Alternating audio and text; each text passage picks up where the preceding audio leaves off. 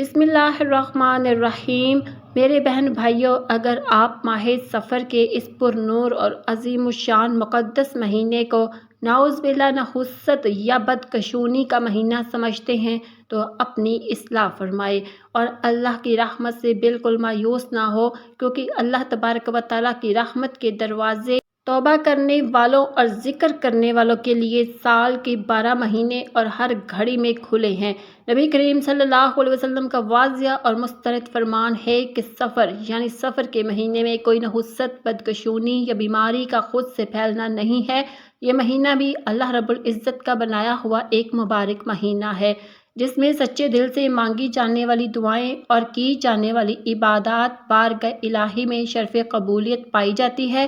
آپ نے بس ایک چھوٹا سا مگر انتہائی طاقتور سنت اور مستند عمل کرنا ہے کہ نماز فجر کی ادائیگی کے بعد جائے نماز پر ہی باادب بیٹھے ہوئے قرآن کریم کی یہ چند آیات اور احادیث سے ثابت شدہ کچھ ایسے اذکار کا ورد کرنا ہے جنہیں دین میں عظمت کا مینار کہا جاتا ہے۔ جو خوش نصیب اس وقت قرآن اور مسنون دعاؤں کو پڑھ لیتا ہے تو سورج طلوع ہونے سے پہلے پہلے اللہ تبارک و تعالیٰ کے حکم سے اس کے گھر میں برکتوں، رحمتوں اور سکون اور رزق کی فراخی کے اسباب پیدا ہونے لگتے ہیں۔ اس میں کسی شک و شبہ کی گنجائش نہیں کہ جو بندہ ہر مہینے کی طرح ماہ سفر میں بھی فجر کے بعد ذکر الہی کو اپنا معمول بنا لیتا ہے،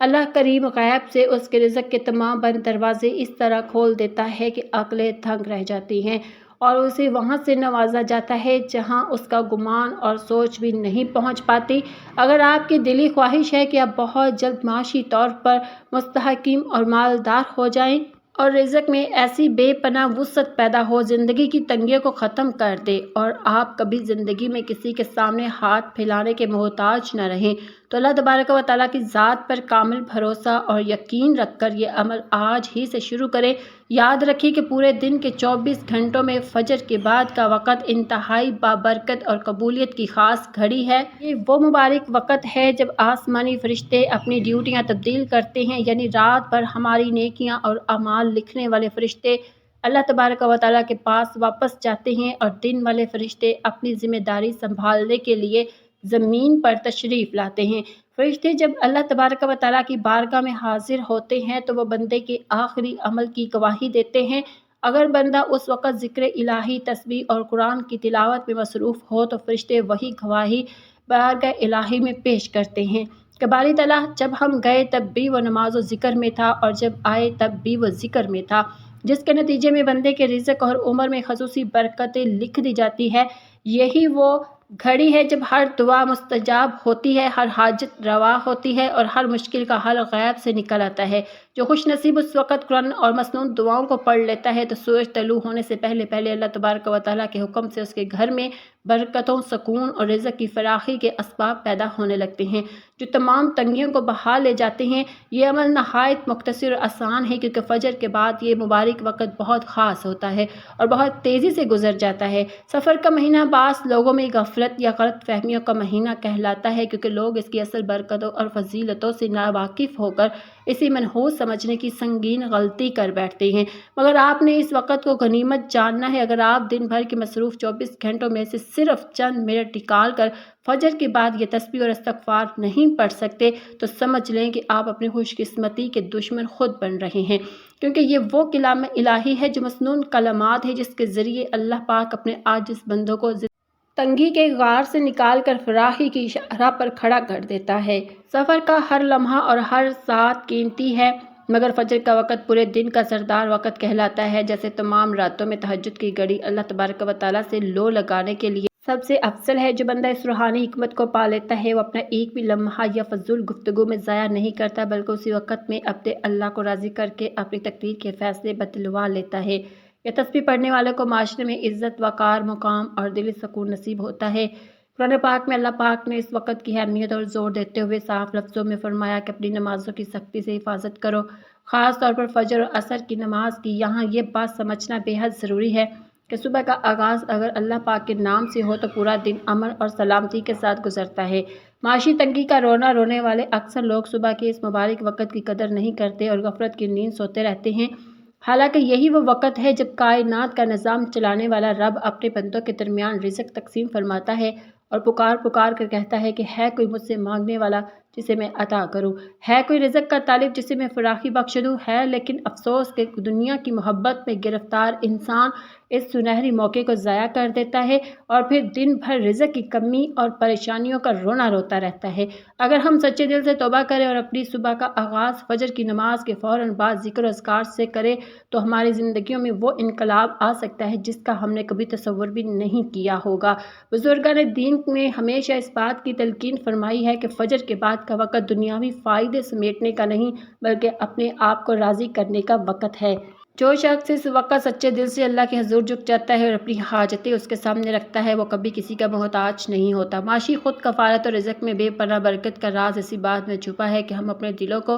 دنیا کے خوف سے پاک کریں اور صرف ایک اللہ کی ذات پر بھروسہ رکھیں۔ جب دل میں یہ یقین پختہ ہو جائے کہ رزق دینے والا صرف اور صرف اللہ ہے تو پھر دنیا کا کوئی خوف ہمیں پریشان نہیں کر سکتا اور غیب سے ایسے اسباب پیدا ہوں گے جو انسانی عقل کو حیران کر دیں گے۔ اس لیے میرے بھائیوں اور میری بہنوں اس وظیفے کو عام اور معمولی مت سمجھیں بلکہ اپنی زندگی کا لازمی حصہ بنا لیں تاکہ آپ کے گھر سے ہمیشہ کے لیے فکر و فاقہ اور معاشی پریشانیاں دور ہو جائیں اور آپ کی نسلیں بھی خوشحال زندگی گزار سکیں۔ اس پاکیزہ اور نورانی عمل کی بدولت آپ کے دل کو وہ اطمینان حاصل ہوگا جو دنیا کے بڑے سے بڑے خزانے حاصل کرنے کے بعد بھی کسی انسان کو میسر نہیں آتا، کیونکہ سچا اور حقیقی سکون صرف اللہ کے ذکر میں ہی پوشیدہ ہے۔ جب انسان اپنے دن کا آغاز اپنے خالق و مالک کے سامنے پیش ہو کر اس کی حمد و ثنا سے کرتا ہے تو اللہ تعالیٰ اس کی تمام پریشانیوں کا ذمہ خود لے لیتا ہے اور کائنات کی تمام مخلوقات کو اس کے فائدے اور آرام کے لیے مسخر کر دیتا ہے۔ معاشی بحران اور گھریلو ناچاکیاں دراصل اللہ کی یاد سے غافل ہونے کا نتیجہ ہوتی ہے،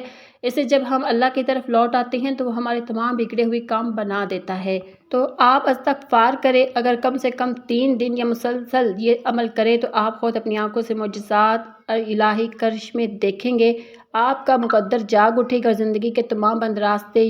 جو بند ہیں وہ کھلتے چلے جائیں گے۔ حضور اکرم صلی اللہ علیہ وسلم کا فرمان عالی شان ہے کہ جو شخص طلوع آفتاب سے پہلے اور غروب آفتاب سے پہلے کی نمازوں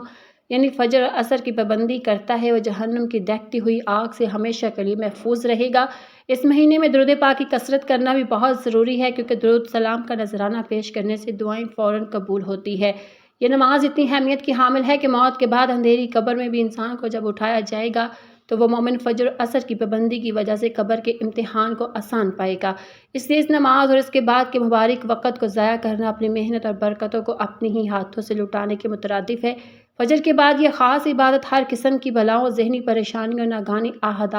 حادثات اور سے بچاؤ کا ایک مضبوط حصار بن جاتی ہے۔ یہ وظائف اور اذکار تو محض اس کے قرب تک پہنچنے کا ایک ذریعہ اور وسیلہ ہے۔ اس کے بعد قرآن کریم کی اس سورت کی تلاوت کرے جو سراپا رحمت اور خیر و برکت ہے، یعنی سورۃ اخلاص اور استغفار کی تسبیح پڑھے۔ یہ وہ کلام ہے جو سابقہ انبیاء کرام نے بھی تنگی اور آزمائش کے وقت پڑھا اور اللہ تبارک و تعالیٰ نے انہیں عظیم کامیابیاں عطا فرمائی۔ اس کلام میں اسم اعظم کی ایسی تاثیر ہے جو ناممکن کو ممکن بنا دیتی ہے۔ حضرت جریر بن عبداللہ رضی اللہ عنہ فرماتے ہیں کہ ہم حضور پاک صلی اللہ علیہ وسلم کی خدمت اقدس میں موجود تھے۔ آپ نے 14ویں کے چاند کی طرف اشارہ کر کے فرمایا کہ تم اپنے رب کو عن قریب ایسے ہی دیکھو گے جیسے اس چاند کو بغیر کسی مشقت اور بھیڑ کے دیکھ رہے ہو، لیکن اس دیدار الہی کے لیے ضروری ہے کہ تم فجر اور عصر کی نمازوں پر مداومت کر اختیار کرو، یعنی انہیں کبھی قضا نہ ہونے دو۔ سفر میں اپنے اعمال کو سنوارے کیونکہ یہ نیکیوں میں آگے بڑھنے کا مہینہ ہے۔ یہ تسبیح دل کو وہ سکون اور روح کو وہ جلال بخشتی ہے جو دنیا کی کسی مال و دولت میں نہیں۔ اب سماعت فرمائیں وہ مبارک اور مستند وظیفہ جو رزق کی تنگی کو دور کرنے اور مال و برکت کے لیے احادیث کی روشنی میں بہترین ہے۔ آپ نے فجر کی نماز کے لیے بعد اپنی جگہ بیٹھے بیٹھے 100 مرتبہ یہ تسبیح پڑھنی ہے۔ سبحان اللہ و بحمدہ سبحان اللہ العظیم و استغفر اللہ۔ یہ وہ مبارک کلمات ہیں جن کے بارے میں روایات میں آتا ہے کہ ان کی برکت سے اللہ مخلوق کو رزق عطا فرماتا ہے اور دنیا انسان کے پاس ذلیل ہو کر آتی ہے۔ اسے پڑھنے میں محض چند منٹ صرف ہوں گے مگر اس کے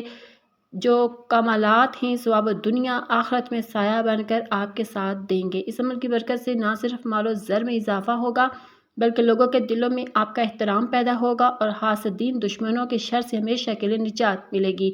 ایک صحیح روایات کے مطابق سورۃ اخلاص اور استغفار کی تلاوت قبر کی وحشت ناک اندھیروں میں بھی روشنی کا مینار بن کر آتی ہے اور تلاوت کرنے والے کی شفاعت کرتی ہے۔ سفر کا مہینہ وہ مہینہ ہے جس میں رحمتوں کے دروازے ایمان والوں پر ہر وقت کھلے رہتے ہیں۔ اس مبارک مہینے کی ہر رات اور ہر دن عظمت والا ہے۔ پھر اللہ تبارک و تعالیٰ کے سامنے آپ پیش ہو کر استغفر اللہ ربی من کل ذنب و اتوب الیہ پڑھے، کیونکہ قرآن میں اللہ کا وعدہ ہے کہ جو استغفار کرتا ہے اللہ اسے مال و اولاد کے ذریعے طاقت دیتا ہے اور رزق کے چشمے بہا دیتا ہے۔ اللہ تبارک و تعالیٰ پر پختہ یقین اور کامل توکل رکھ کر جب آپ یہ عمل کریں گے تو کامیابی آپ کا مقدر بن جائے گی۔ بہت سے لوگ محض بے یقینی اور شک کی وجہ سے بڑی برکتوں سے محروم رہ جاتے ہیں، مگر آپ نے وسوسوں کو قریب نہیں آنے دینا۔ یاد رکھیں زندگی بہت مختصر ہے اور ہمیں یہ بھی علم نہیں کہ ہمیں زندگی میں اگلا کوئی دن نصیب ہوگا بھی یا نہیں، اس لیے اس سنہری موقع کو غنیمت جانیں اور اپنی دنیاوی زندگی کے ساتھ ساتھ آخرت کا دائمی توشہ بھی حاصل کر لیں۔ اس وظیفے کے اختتام پر اپنے گھر والوں، اپنی جان اور مالوں کی حفاظت کے لیے یہ قرآن مسنون کلمات ضرور پڑھیں۔ بسم اللہ علی نفسی و اہلی و مالی، تاکہ آپ سب کچھ اللہ تبارک و تعالیٰ کی حفاظت اور پناہ میں آ جائیں۔ اللہ پاک ہم سب پر اپنا خصوصی فضل و کرم فرمائے، ہماری تمام جائز دعاؤں کو اپنی بارگاہ میں قبول منظور فرمائے اور ہمیں بڑھاپے اور جوانی میں اپنے سوا کسی کا محتاج نہ کرے، آمین یا رب العالمین۔